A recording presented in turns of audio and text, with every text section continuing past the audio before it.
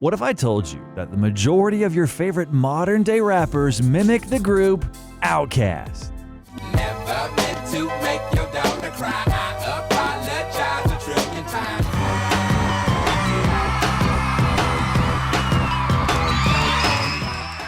For example, Tyler, the Creator, took inspiration from images of André for his album Igor. I wouldn't be here or up on a stage or have this silly hat or anything without the Q-tips, the Andre 3000. In part, Eminem utilized André's rhythms for the creation of his own tracks. And in Till I Collapse, he referred to him as one of the best rappers ever. Tupac and Biggie, André from Outkast, Jada, Corrupt, Nas, and Thimmy. Oh yes, and in general, many people react like this when they hear André's name. Like when you say Andre 3000, you gotta pause now. And let's not forget about Big Boy, who inspires many with his lyrical mastery. He can rhyme words that don't rhyme. According to André, Big Boy can rap better than him. Played the girl like Darth Vader, made her from College Park and Fayette, all the way down to Decatur. In 2004, Outkast had already received 6 Grammys, and it would seem as if everything is going according to plan. The guys had achieved everything they set their minds on. However, their most popular and legendary album, Speakerboxxx, The Love Below, unexpectedly became the last release in the duo's history. And all of that simply because they decided to go their separate ways due to different artistic and life priorities, even though, at the beginning, this never hindered them. But being famous really sucks, man. Outkast met as high school students in Atlanta, both enrolled at Tri-Cities High School in East Point, Georgia, a school geared toward students hoping for a career in the performing arts.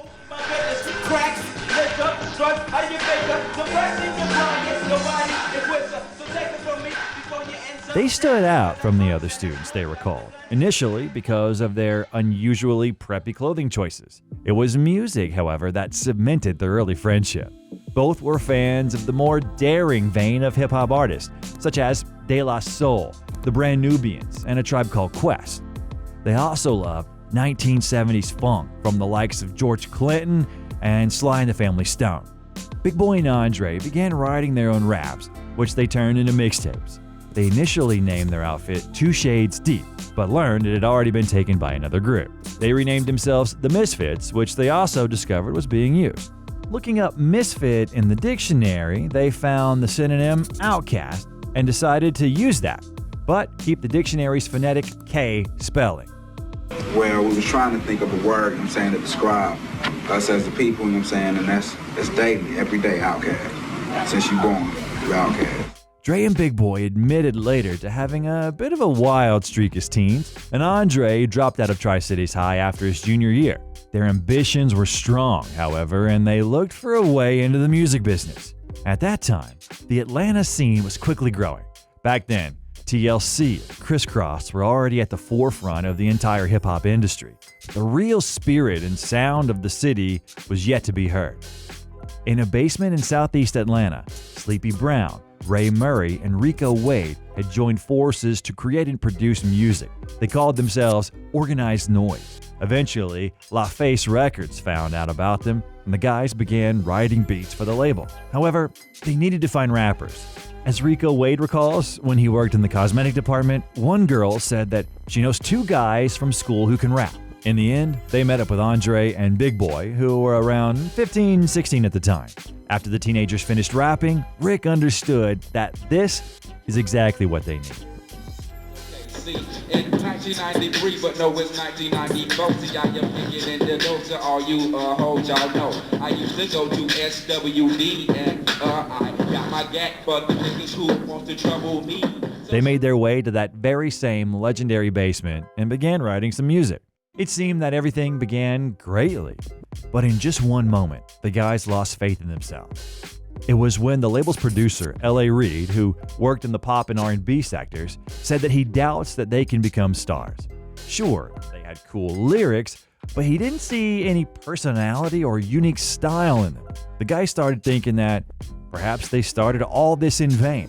However, Dre and Big Boy kept going regardless, and they became even better. Organized Noise urged them to become unique, and it worked out for them. The next time Reid heard them, he understood that this is what was needed. And he said that Outkast finally sounded unique, not anything like West or East Coast. The label finally offered them a contract. Then Reed called them up and said that they have a Christmas album lined up. And Big Boi was like, WTF, we're rappers. Why on earth will we rap about Christmas? And so they made a song about how Christmas doesn't come in the hood. The track that helped put them on the map is Players Ball. The song began playing on the radio.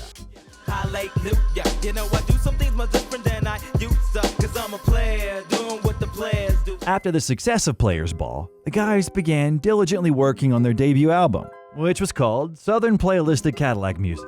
Time and time again, see, I be thinking about that future. Back in the day when we were slaves, I bet we was some cool ass niggas. At that time, East and West Coast sounded more or less the same, which is precisely why music from the likes of Outkast stood out very much. The album was very well received by music critics and fans alike. This marked the birth of South hip-hop.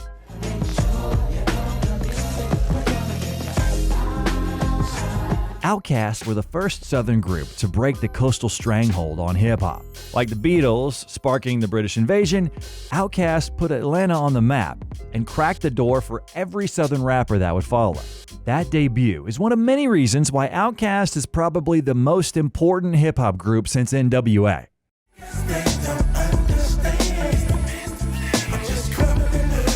And then the sinister and tragic Source Awards of 1995 happened, from which we have a separate video about. At that time, no one took South rap seriously. Radio hosts from New York said that they were country and that they would not play their music. Obviously, this seriously upset the protagonists of our video. In short, when they scored a victory in the Best New Rap Group nomination, Big Boi was composed and tried to be cool about it. Goody Mob in the house, you know what I'm saying? Want to say what's up to New York, you know what I'm saying? Because we from down south, you know what I'm saying? There's New York up in this, you know what I'm saying? Are y'all in here? You know what I'm saying? This y'all city. Then there was André, who was a little too emotional and spoke out, saying, I'm tired of folks, you know what I'm saying? The closed-minded folks, you know what I'm saying? It's like we got a demo tape and nobody want to hear it, but it's like this, the South got something to say. That's all I got to say.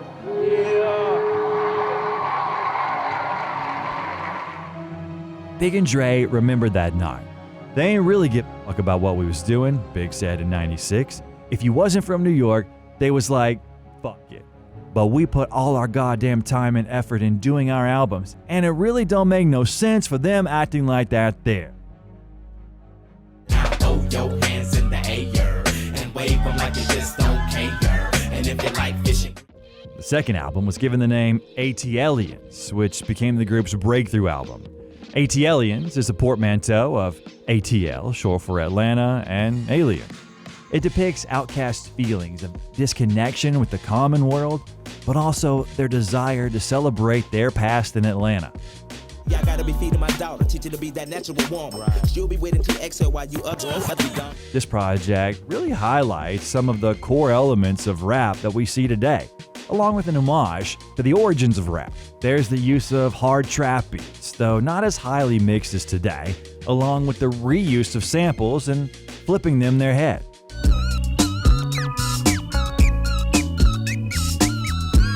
They learned a lot about production from Organized Noise, which is why, starting with this album, they began working on some tracks by themselves. The duo produced 5 of the 15 cuts, including Atliens and Elevator's Me and You. Me and you, your mama and your cousin too. By the way, Outkast music videos were always ideological and unique. For example, this is what Dre had to say about Elevators. It was all about symbolism. The scenes where we're going through the jungle, that represents that we're on a journey. The scenes where we're meditating, that's like we're trying to get our inner spirit right. Given the song's title, Big added that the video also symbolized their growth into a higher level. And it became clear that they were on another level when André turned his life around. And one day, Dre told those close to him that he no longer wants to do the things that he had been doing for the last few years. He stopped drinking, smoking weed, and even stopped eating meat. On top of all of that, he grew out his hair, started wearing turbans, and started getting into spiritualism. For those who don't know what spiritualism is, it's the belief in the afterlife and the possibility of communicating with the spirits of the dead through a medium.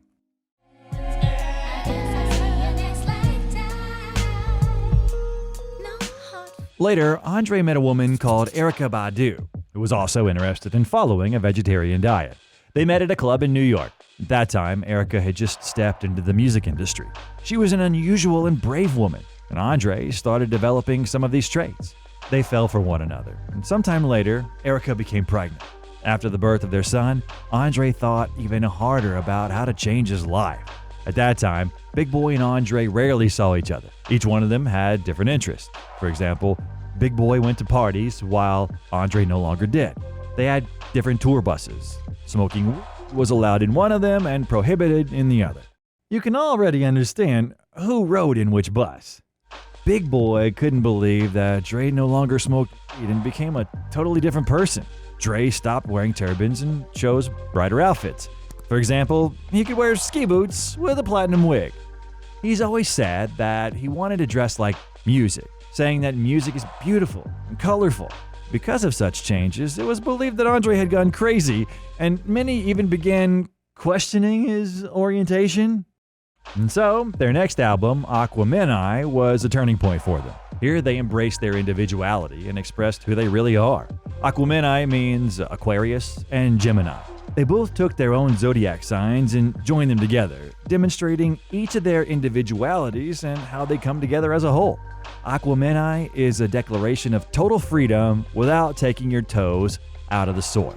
Nearly every member of the Dungeon family contributes memorably, but Outkast assumed more creative control than ever before. Big Boy started rapping even better and cooler than before, and Dre became a wonderful producer. One interesting fact is that the hoedown harmonica sizzle on Rosa Parks belongs to Andre's stepdad.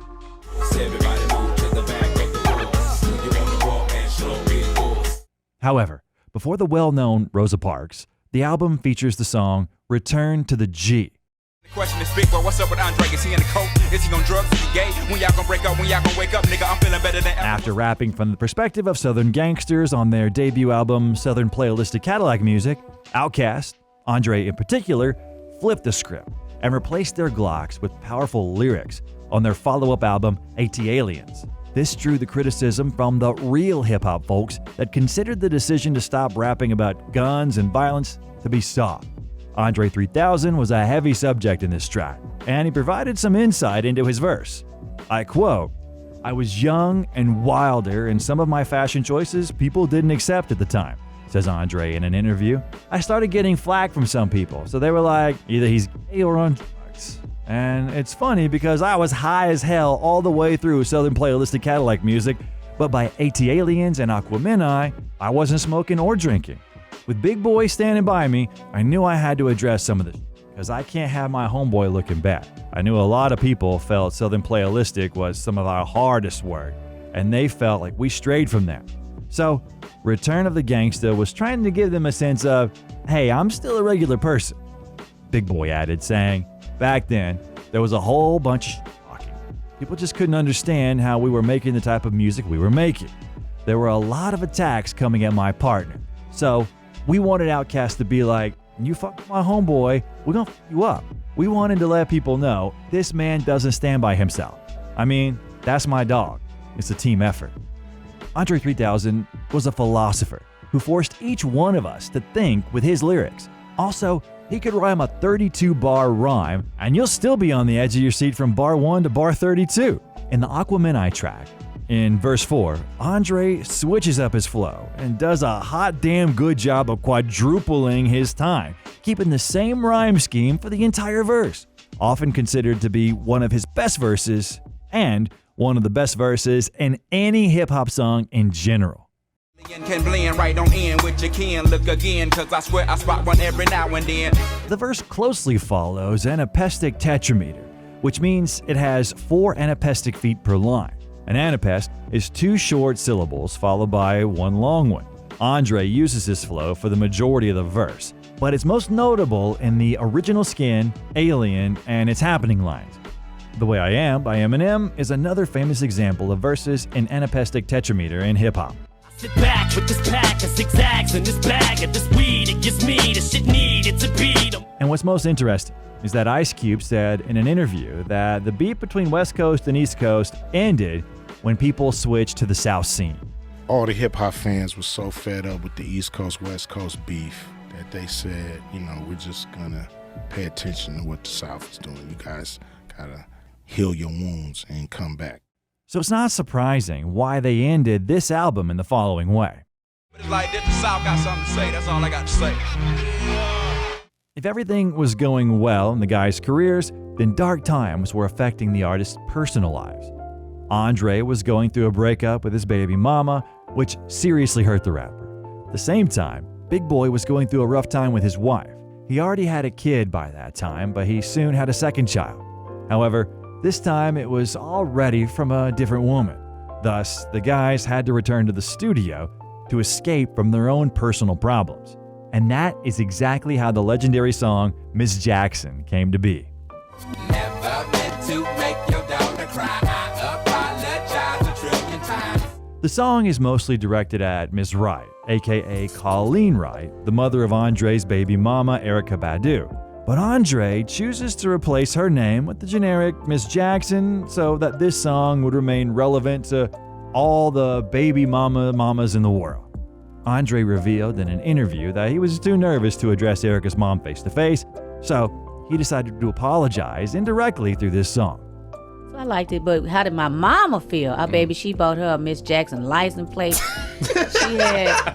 She had the mug. Merch, pop-up shop. She had the ink pen. She had the headband. Everything, Miss Jackson catapulted the southern rap duo Outkast into the mainstream, reaching the top 5 in several countries and becoming their first of 3 #1 songs on the Billboard Hot 100. It also won the Grammy for Best Rap Performance by a Duo or Group in 2002. This hit is from the album Stankonia, which also received Grammys and the nomination for Best Album of the Year and the Best Rap Album. We also can't forget about these hits.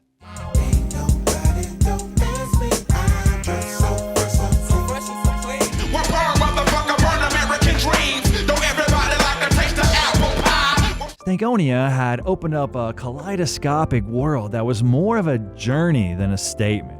One that reveals itself in the detours as much as in the singles. It's an album not just of the moment, but one to let marinate and savor over a lifetime.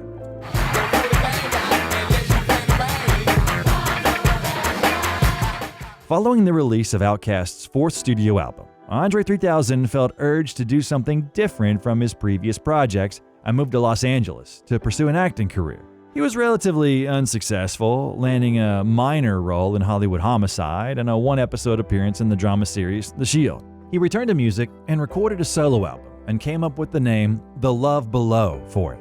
That was different from the material he had recorded as part of Outkast. The output was a blend of pop, jazz, and funk with live instruments and more singing than rapping.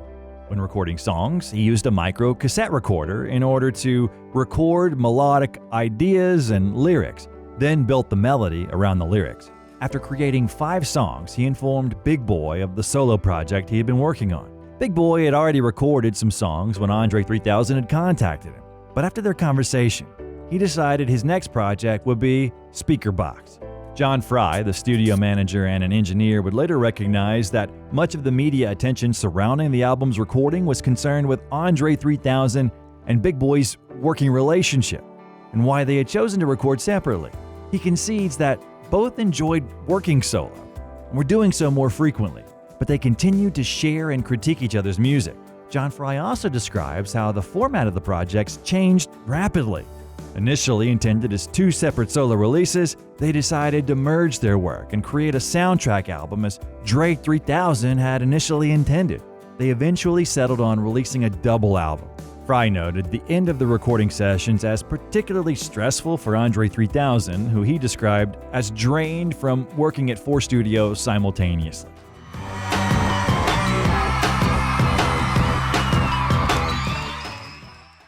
However, it was well worth it. This diligent work was highly valued by the hip-hop industry. After having had 3 #2 albums on the Billboard 200, Outkast were finally able to debut at #1 in the Billboard charts, selling more than 510,000 copies in his first week. The single Hey Ya went to #1 on the Billboard Hot 100 in the United States, topping the charts there for 9 weeks. Lean a little bit closer, see. Roses really smell like boo-boo-boo. Speakerboxxx features Southern hip-hop with more social awareness than The Love Below, exploring themes of family, philosophy, religion, politics, and a wider emotional terrain, from melancholy to outrage to expression.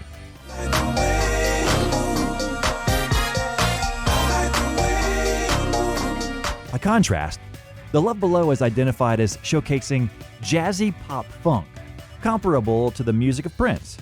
The disc's abounding theme is love, examining the emotions one experiences when falling in love and loving oneself. The breakup André had with Erykah Badu had influenced much of the lyrical content on the album, which he sees as concerned with the search for true love.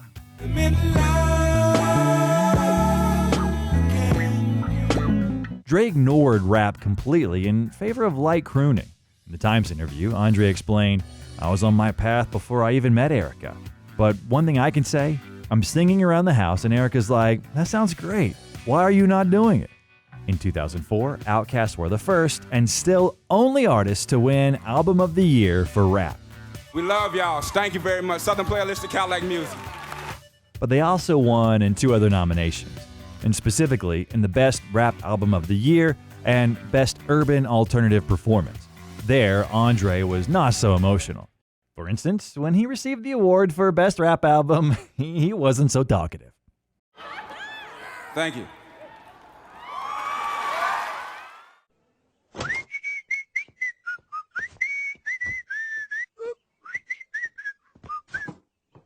By the way, in 2023, Speakerboxxx The Love Below officially became the best-selling rap album of all time, which sold 13 million copies. The sales of the release surpassed the sales of the iconic The Eminem Show.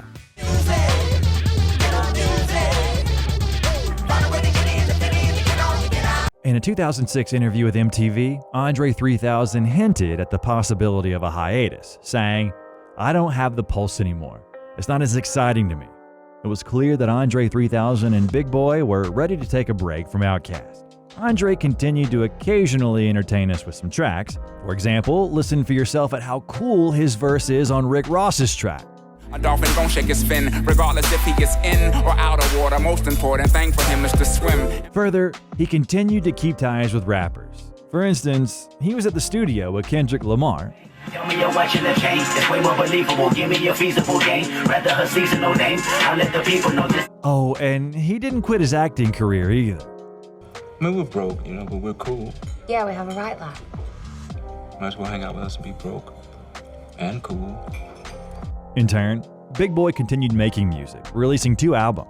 Throw the juice up in the sky just for the shut the buzz. I'm double fisted and you empty, you can grab a cup. Anthrax in it, pass that, hit it, sniff it, snout it, then gon' take a bump, shout it. I take a number cause I'm serving the chumps that wanna jump up and get. However, all of these did not reassure fans, and they were waiting for a reunion for many years. And in 2014, Outkast reunited for Coachella and an ensuing tour.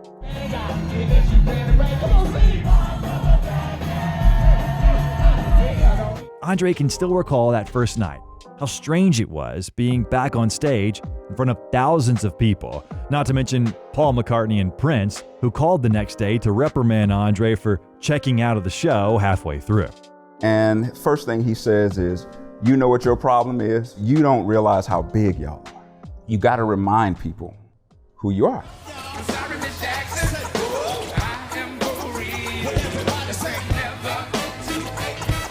After the reunion, André went back to doing what he was comfortable doing, which was being on his own.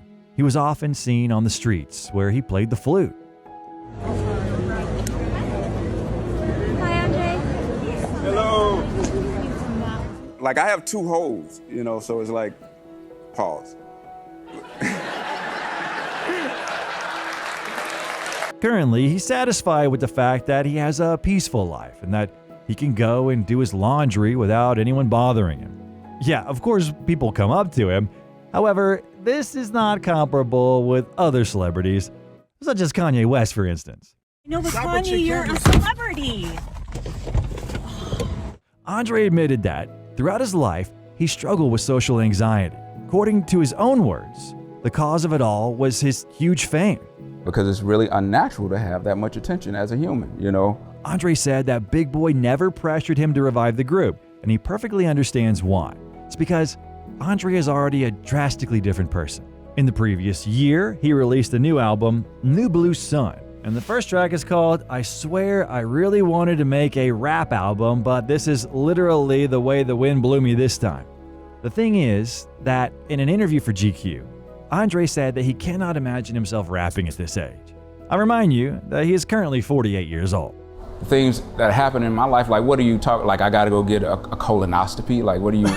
However, he does not think about it, but he wants to understand how to present it to the community in an interesting way. He also admitted that he's not against recording one more album for Outkast. I want another Outkast album. You know what I mean? Like, yeah, like I wanted an Outkast album a long time ago. In the meantime, we got 87 minutes of experimental jazz and instrumental flute music, where there is no bass, absolutely no vocals from André, just an arsenal of wind instruments, both analog and digital, which are available at the disposal of the musician. In total, there are 8 tracks, but many of them are longer than 10 minutes.